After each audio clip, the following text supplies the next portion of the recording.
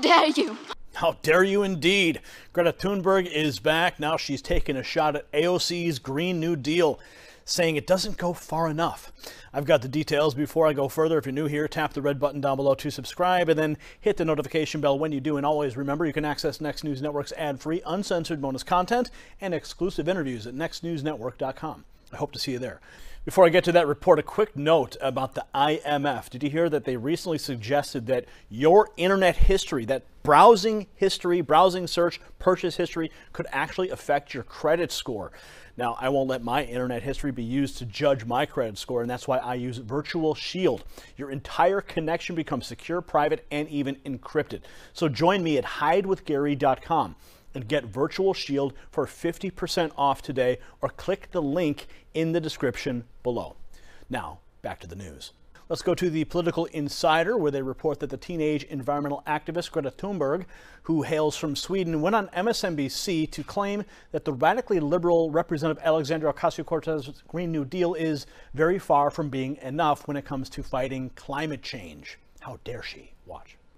I mean, just to say, just a comment on that, how can we expect that people will want climate action? How can we expect that people will support any kind of climate action when the general public awareness is so low when it comes to the climate?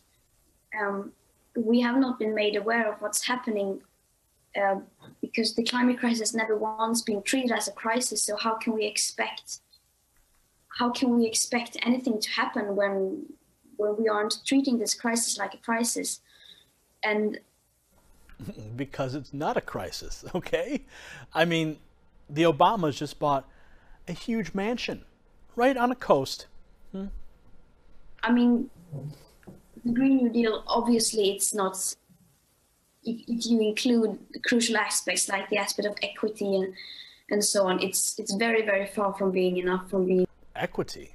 What? In line with the Paris Agreement and so on. And that's not my opinion, if people may think that. But it at least gets the discussion going. And yes, you could argue that we need more moderate suggestions to because that will at least get passed.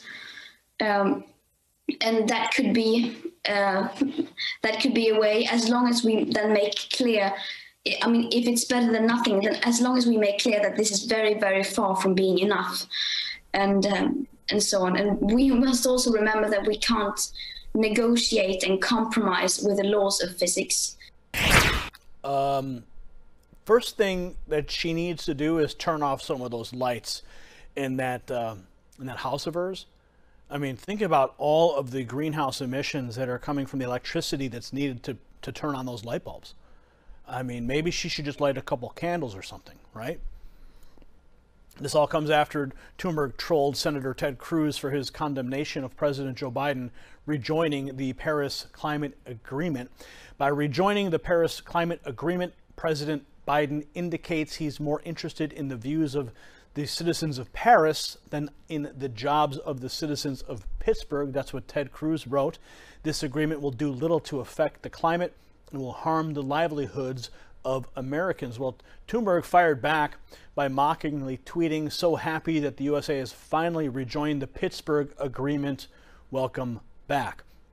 Of course, she's just a teenager, yet she has long been the face of the radical anti-climate change movement, traveling the world to lecture the rest of us about how evil we are when it comes to the environment. Comment below. We'll see you at the next report. For the Next News Network, I'm Gary Franchi. Got an update on that IMF report. Yes, we've talked about it here, them making suggestions that our credit scores might actually be based on our internet history in the near future. Absolutely terrifying prospect.